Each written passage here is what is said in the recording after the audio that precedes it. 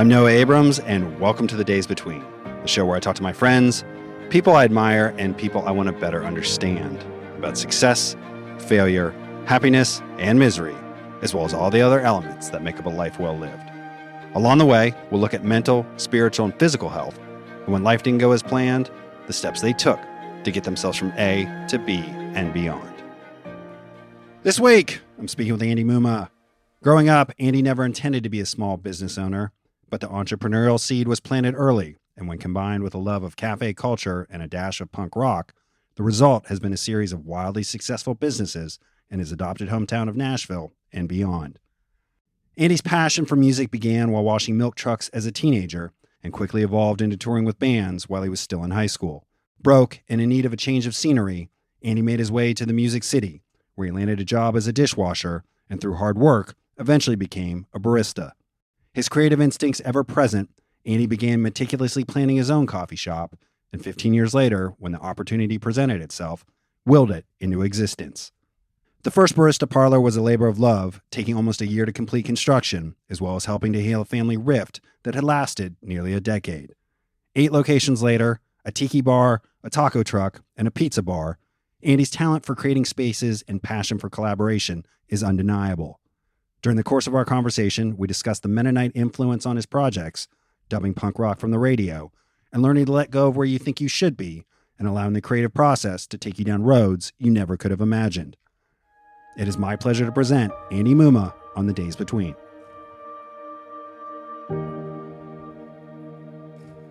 So I'm here in Nashville, Tennessee with Andy Mumma. You certainly have a very large footprint here in Nashville, but you're not from Nashville originally.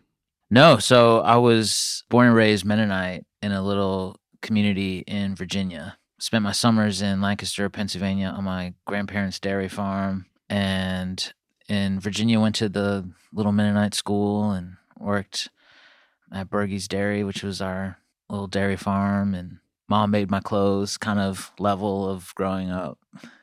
Any siblings? Yeah, I have an older sister. She's 2 years older than me. What kind of kid were you? I was a good kid. I mean, I was definitely curious. I would get into mischief, but I think for the most part, my whole family, my grandparents, they were all very old world Mennonite. And, when I was 14 years old, I started, dyeing my hair blue, drawing tattoos on my arms. And when I would have to go each summer to stay with my grandparents on the farm, they never said anything about it. They never judged me. They never, condemned me. They were caring people.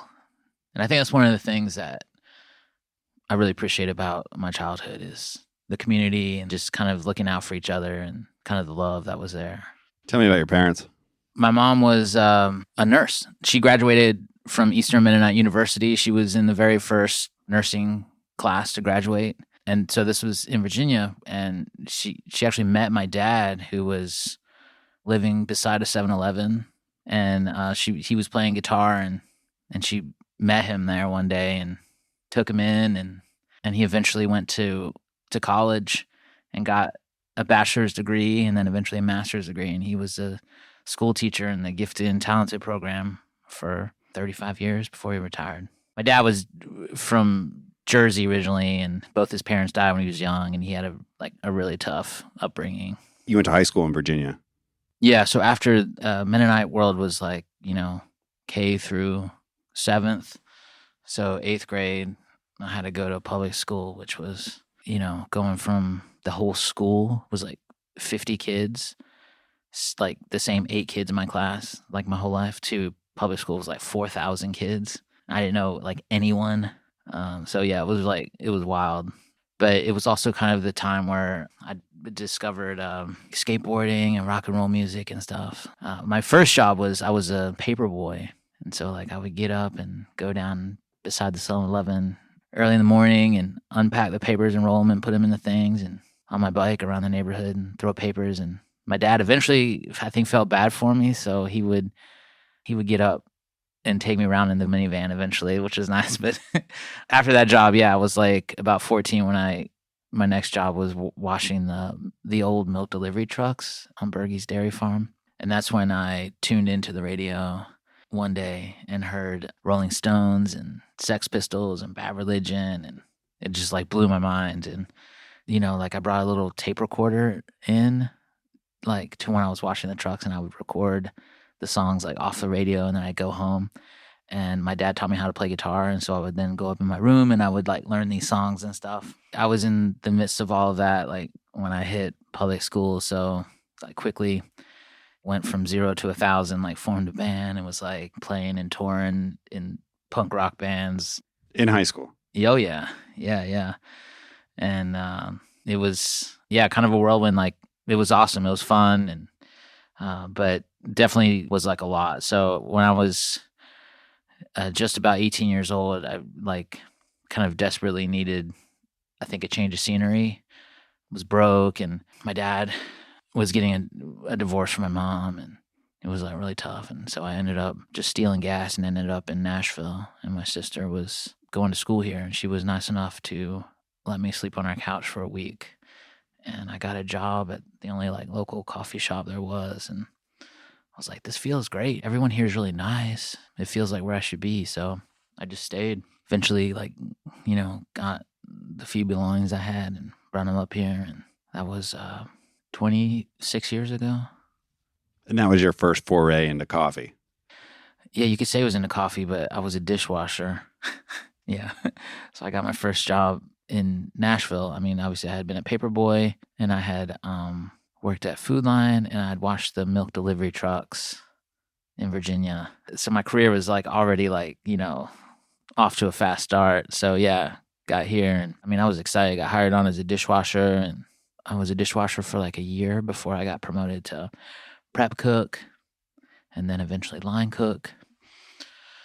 And then over time, got more interested in wanting to be a barista. So I was eventually able to move out front, and then, over the next like 10 to 15 years, kind of did everything possible in specialty coffee. What was the motivation though to become a barista? I loved, I think just like cafes in general. I really love the social aspect of it.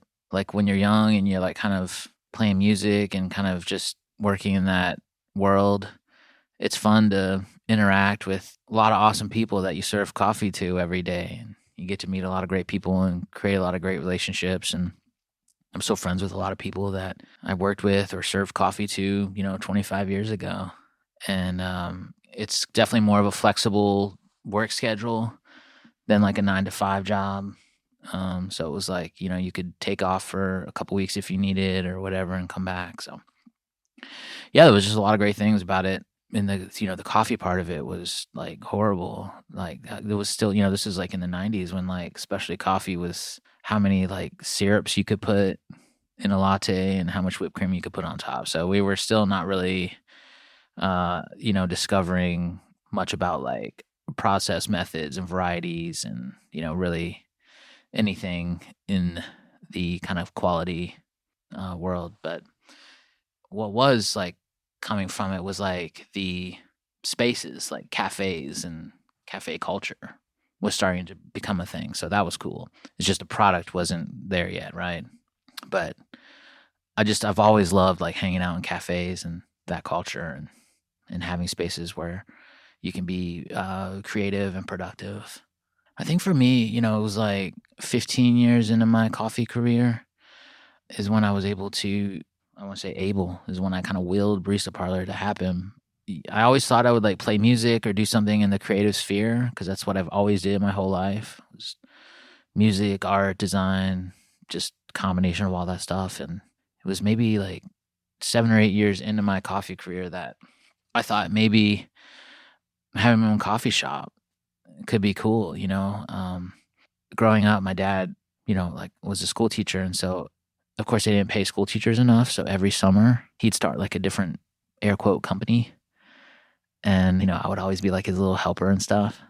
And he would always make me a little business card and stuff. It was so cool. But like, if it like one year we'd have like, a baseball card shop or something. One year we would have like a pressure washing business, all kinds of random things, and just go door to door and be like, would you like your friends pressure washed? I can, and hand my little card on everything. And I didn't realize it at the time, but I think it was like really like, maybe planting the kind of entrepreneurial like seed, like realizing that you could like think of a name, create a card, and have a little company and be your own boss, and and kind of do it the way you want to do it. And it just came natural, even when I was like really little. I never did like really well in school. It was like always hard to concentrate, and there was just a lot of like just the format of like school was tough for me, and it was never really like formatted to, I think, work like a 9-to-5 like cubicle job. It just it's just not possible. So yeah, I thought maybe like 7 or 8 years in my coffee career that maybe I could like have my own coffee shop and still kind of scratch that itch that I need, to kind of feel like satisfied, like creatively still. Like I was like, oh, I could design something that looks different and kind of do things my own way and be my own like boss. And so I worked another like 8 years towards that goal and never really got too much closer. But at some stage I was just like, I'm going to do this. It's 15 years in. Banks wouldn't give me a loan, it was just like impossible. And I didn't really have any resources. I didn't know very many people that, had money to invest or anything like that at the time. And so I just, just kind of, like I said, willed it to happen. I planned it out like, to the inch. And I eventually found the right space with a landlord who had the resources to do some of the things that I wouldn't have been able to do. He had a construction company, and so I was able to kind of work some of that into the lease and wrote a lot of IOUs. And I mean, it took me forever. It took me almost a year to build the first BP because I physically did it like on my own. I remember my sister and I sitting on the floor with razor blades, peeling grease and stuff off the toilets because it was a Georgia Transmission Shop was the previous place I'd been there forever. And like, I didn't have money to even buy new toilets yet. So we were with razor blades, peeling all of the paint and grease and stuff off of the toilets, getting them all looking like, brand new. And I think it was a real big moment in my life. My mom, unfortunately passed away when I was building it.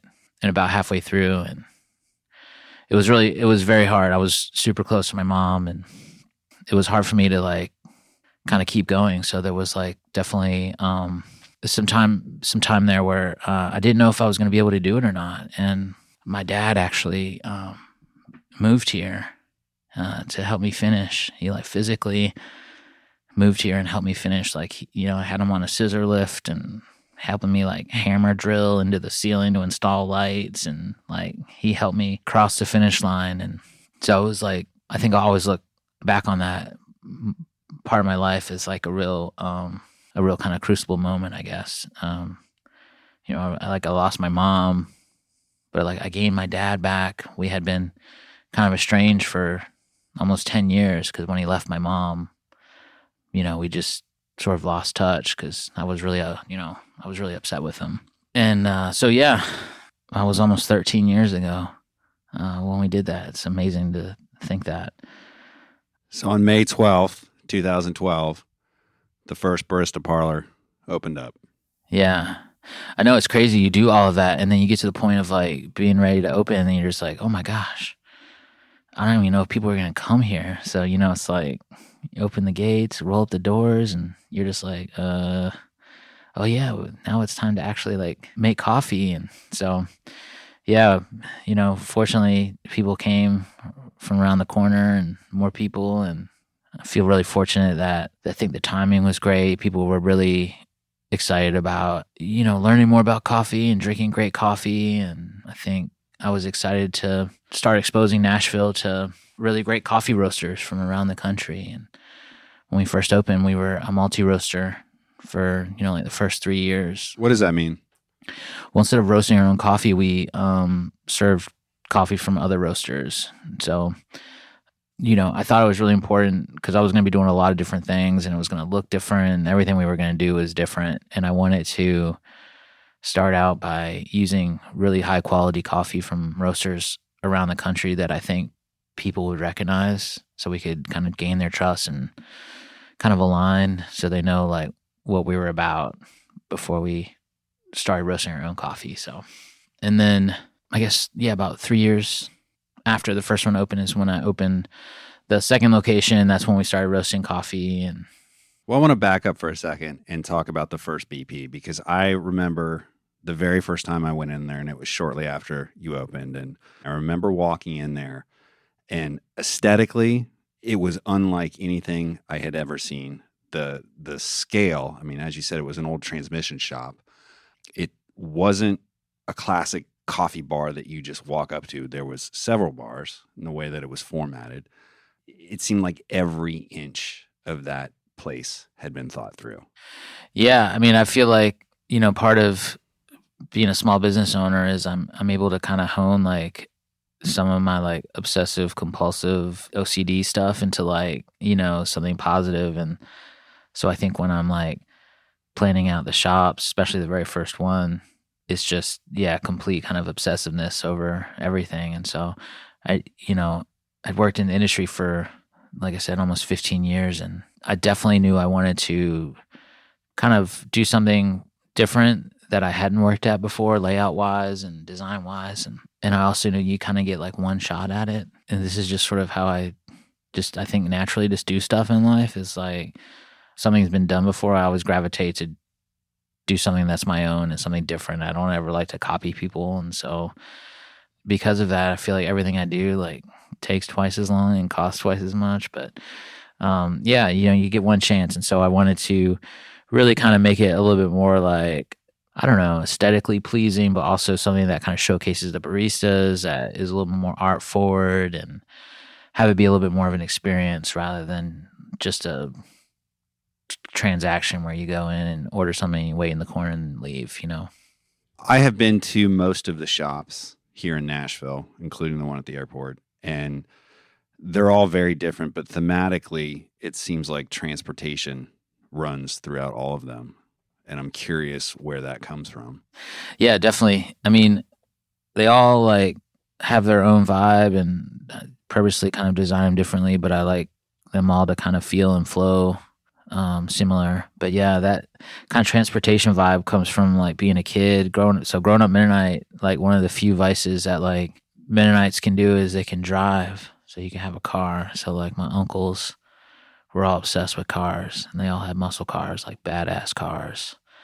And as a small kid, staying at my grandparents every summer, all I did, I just hung out with my uncles all the time, and they were showing me, popping the hoods, telling me about like, 446 packs, and like, what, a 4-speed is, what a bucket seat is, how to get in and out of a car correctly without, messing up the interior. And I just learned everything about them, and it's absolutely where like my passion for cars came from. First time I was ever pinned back in a seat was in a 1970 Roadrunner, and I still remember to this day. I was with my Uncle Mark. I think it was my mom was like watching from my grandparents' front yard, and as soon as we got out of sight, going up this hill, he like hit it, and I pinned my head back into the seat, and I still remember it like so vividly, and I was like, this is amazing. And so that passion, like I've always had hot rods, lead sleds, muscle cars, old sports cars. Like my whole life, I've probably had, I don't know, 30 or 40 different cars, and it just kind of carries through in some of what we do at BP. Of course, it's like, trying to kind of push the boundary. So, some of it is a little bit more little, but some of it is also like, retro futuristic, rocket ships and stuff. But yeah, the idea of transportation has always been like kind of an underlying theme for sure. The other thing that struck me the first time I went into that location is the aesthetic, and there are entire web pages dedicated to the equipment and the aesthetic in barista parlors. But you mentioned the Mennonite influence on the transportation aspect of it. How much of the craftsman aspect do you think was influenced? Yeah, I think it's just like another one of the natural things. Like growing up, Mennonites made everything, so it was just like unusual to kind of buy anything. So yeah, it was just kind of a natural, without even realizing it, like, oh yeah, everything I'm going to do in there, we're going to like make. So, fortunate there's so many talented artists and craftsmen around me, and kind of being naive to it, being like my first business and not knowing like that whole world, that it's, it's unusual to design and build everything from scratch. Which is, so it's good I didn't know, like, but yeah, so I definitely, from like my upbringing, I think played a huge influence in the fact that like, we design and build everything from scratch. Over the years, with 8 locations now, it's like there's some things that we haven't built from scratch, but still for the most part, like everything we do is like pretty custom. How important is collaboration? Yeah, I love it. It's fun. Whenever we can align with other artists or brands or companies, I think you always learn something. Like everyone brings something different to the table, and I think it's a much more like modern way of looking at, I think, kind of like brand success too. It's like you don't have to look. Not everyone is like a competitor, and even if you are in similar fields, you can both still be successful, right? I worked for a lot of people growing up who just looked at anyone that was doing anything similar as like, competition, and it was all fierce and cutthroat. And I think a better way to look at it is like, if you guys are all doing great stuff, it's just, there's just more of it for people to enjoy, because like in the end, we're still a very, very small percentage of like the mass public and what they're consuming, right? So like there's a couple more places doing awesome stuff. It's only going to help like expose more people to great brands and products. And so I definitely feel collaborating is like a great way to help build success, for sure. So in 2014, you opened up your second location in the Gulch, which also had a roastery in it. Having the coffee program that you had, what was the goal behind moving into roasting? Well, it was kind of like when I opened the first BP, I looked at it as being like, this is a great, kind of, again, like once opportunity to source, roast, but also, design and have our own coffee packaging, and to do it a little bit differently. So we've been really fortunate to win some awards for it. But yeah, we do, I call them, coffee boxes, and they kind of slide out like a matchbook. And we've got some custom bags in there, and we create our own like flavor wheel, the labels, and all of it is completely custom again, everything. It's just like another fun way to kind of express like being creative and express like your ideas, and also support some really great farmers and producers and importers of amazing coffee that normally we wouldn't be able to. So, yeah. Here we are, a little over 10 years later. You've expanded to 8 locations, cities outside of Nashville, Louisville, and Indianapolis. How has Barista Parlor been received? Man, it's been awesome. And it's crazy, too, to think, you can go around the country, and even people have texted me from visiting other countries that have heard and knew of Barista Parlor, and it's amazing.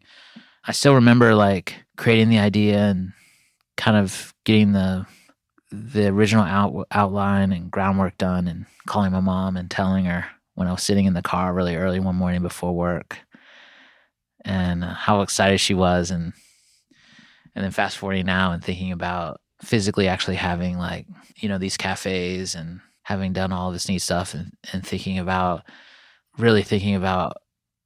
all the memories that people have had in different locations of BPs. And, we've hosted weddings, receptions. I mean, we've done like, a bunch of different really neat videos and shoots, but also like, there's been a lot of like people who have met and had their first date in BP that are now married with kids.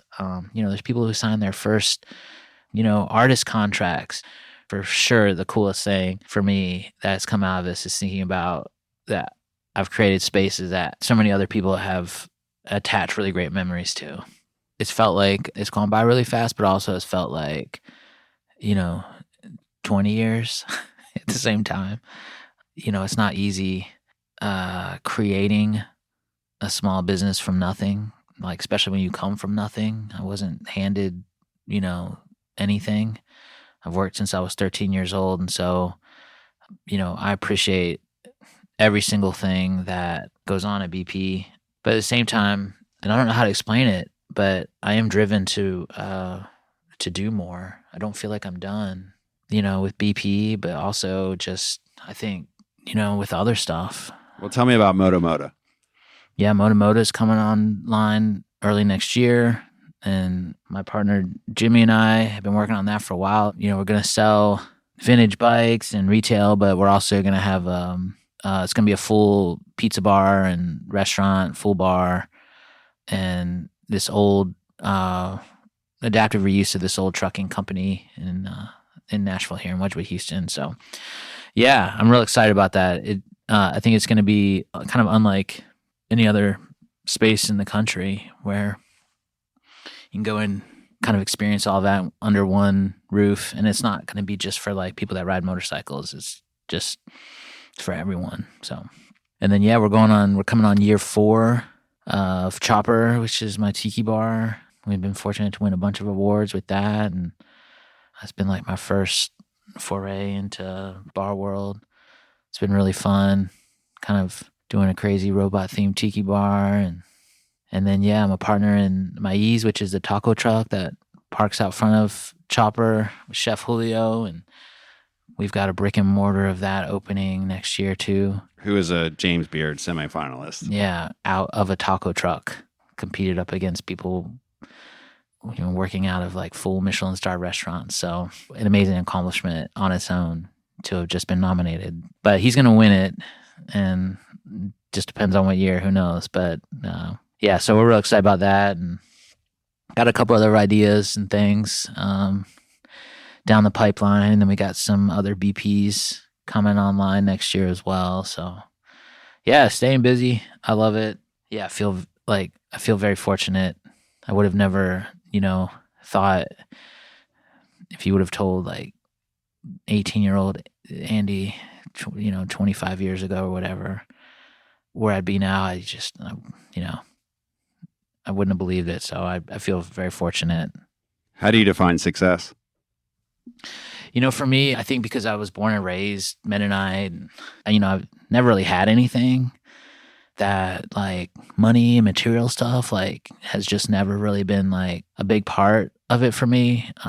And I think as I get older, I really think about this question a lot, to be honest with you, because you just start getting older and you have less time, and you start thinking about like what is the most important thing? It's your time, and what's the most important thing to you, because that's what you should be spending your time on. So I've been really trying to like get better at like time management and splitting it with like work life stuff, because I think I'm realizing success to me, yeah, of course, like financial stability and working towards that and being proud of like these brands and these things that you create, that's a huge part of it. But I think surrounding yourself with people that you love and spending time with them, like my niece, my nephew, and my pops. And I don't know, I think success with relationships in life is becoming more and more important to me as I get older.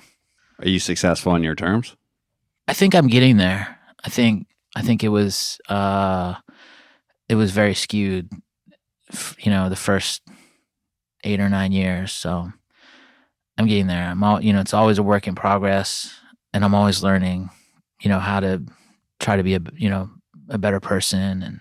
But yeah, I think creating spaces and places that people like going, and that I can provide people with things that I was never provided with when I was, working for other people, is another huge part of feeling successful to me. I think asking me that again in another couple of years, hopefully I can say yes. I think right now I feel like it's a work in progress, but I think at least I know it's more clear now, what success is. I'm 43, and I think it just comes with age, man. How do you define failure? I guess, failure is a thing, but like, I've definitely learned from my failures way more. I think a failure would just be probably more like if you like maybe purposely knew it was going to be a failure and did it. But I think otherwise, I like taking risks, and sometimes they work and sometimes they don't. But if they don't, I honestly don't even look at them as failures usually, because I always see what went wrong and I learn from it, and then I make it better the next time. I know it's cliche, but honestly, man, like I think anyone who's successful has got to have probably more failures than successes. Can you name a professional or personal failure that ultimately set you up for success? I was married and divorced, at a young age, like early 20s. It's hard not to feel like you failed, when you're getting divorced, but I learned a lot from that, and then like professionally, I think there's just there's no like perfect book you can read or roadmap for being a small business owner. There's little wins along the way, and there's like little learning moments along the way. And I don't necessarily think that there's like failures, but I think the biggest thing I learned was maybe not from a failure, but just learning that like it's best to always be open to compromising. Maybe you can still get to, where you want it to go, but it might be like a slightly different road to get there, but it's okay. Like, I think it's hard when you kind of have like a real like focused path to saying, maybe I can still have that feeling of success or satisfaction and get there a different way. I mean, I think for me, it was like in life, I always thought I would like play music or work in some sort of creative sphere, as my career. And it was just a hard line. Like, that's what I always thought I would do. And so like, I feel very satisfied creatively, and I'm, and I'm doing it in a different way. So, I think just kind of as you grow, just kind of being open to saying, hey, you can't control it all. A book I was reading recently, she's saying like part of finding your success is writing a few things down that you want to do and then making 10 real attempts towards it. And so, I think I've probably done a lot of that. And, I'm just very persistent. It's like, if I want to do something, I'm going to find a way to do it. But yeah, I think I learned that probably from my mom. So, which has probably been like one of the hardest things for me is like, having like, she passed away before I opened, my first business, before we opened Barista Parlor, and having her never seeing or experiencing that and coming in, let me make her coffee, like in my own cafe. It's just really hard. It's probably been the hardest thing. It's like 12 years later and I still think about it all the time, but I know she's looking down, and she's been a big part of my journey. How do you define happiness? That's tough, man, because I feel like I'm always struggling with like, success and happiness, and teetering on like, always not having like a great balance. So yeah, I mean, I feel like for me, and again, this is something I've, over the last year, I've like really tried to work on, is just having a better balance, work-life balance. And so, again, spending time with people that I care about, trying to make myself like not as available 24/7. And I think the biggest thing for me is like really trying to like shut it off and be present in non-work stuff. It's hard, man. When people ask me like, how do I want to start my own like small business and this and that, and what's the best way to do it, and how do you find success? And it's like, man, I know there's definitely a way to have a balance eventually, but I tell people, man, you really have to have like kind of and I say like, a healthy obsession, but like sometimes it's an unhealthy obsession to be successful at it. Like if you don't come from anything, you're not like independently wealthy or something. It's like, it's hard to explain. Like you're just teetering, you're living your life on the brink of like losing everything all the time, right?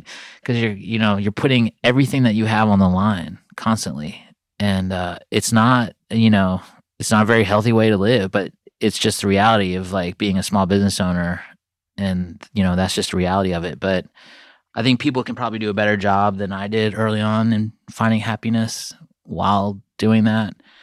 I think I'm now just sort of discovering, maybe what makes me happy and like learning, like kind of learning that. I know it sounds crazy, but like you, like a small business owner, you are in like your own like world, man. It's like, it's hard to explain, but,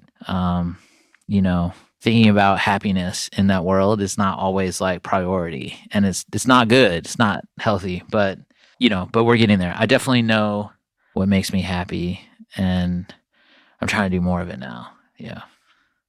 What would you say to 18-year-old Andy? Probably, don't be so selfish. I feel like, and I think every probably, teenager is selfish when they're 18, but I feel like, like my mom was still around then. I feel like I could have been like less selfish and made more effort to, visit her and things like that, and not put like all of my stupid wants first. But yeah, I mean, I feel like it's hard, man. Like you're just an idiot at 18. I don't know. There's so much dumb shit that like, it's like, I mean, but I feel like everyone has their own journey. You just have to kind of go on it. I don't know. It's like, I think anyone thinking back at themselves at 18, you're just like cringe, you're like, oh my God. But no, it was great. I think I learned a lot, man. I've had like a lot of different kind of lives. It's been cool. It's wild to think about, like growing up Mennonite to, touring in punk rock bands and, washing milk trucks to then being like this, like, having to be this like professional business owner guy. It's like, it's been a wild ride.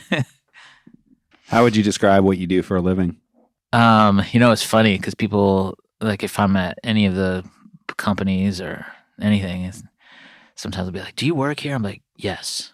What can I get? It's like, what do you do? And it's like, oh man. And it's always like, I just do a little bit of everything, to be honest with you. I'll take trash out. I'll wash dishes. I'll make drinks. It's like, whatever. I don't know.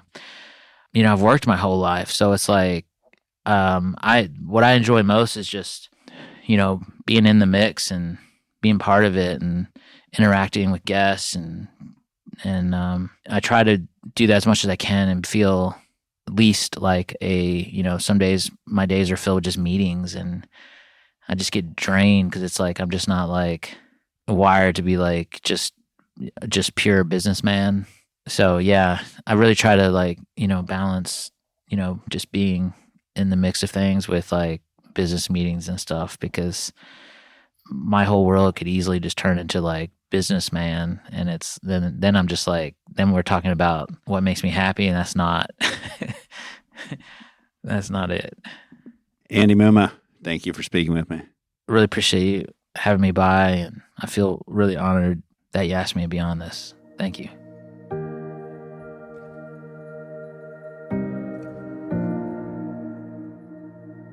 The Days Between is a production of Noah Abrams Studio. Story editing by Andrew Henry. Mixing and mastering by Greg Henkin. Website and design by John Fisher.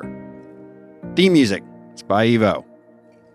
The Days Between can be found online at www.thedaysbetweenpodcast.com and on Instagram at The Days Between Podcast.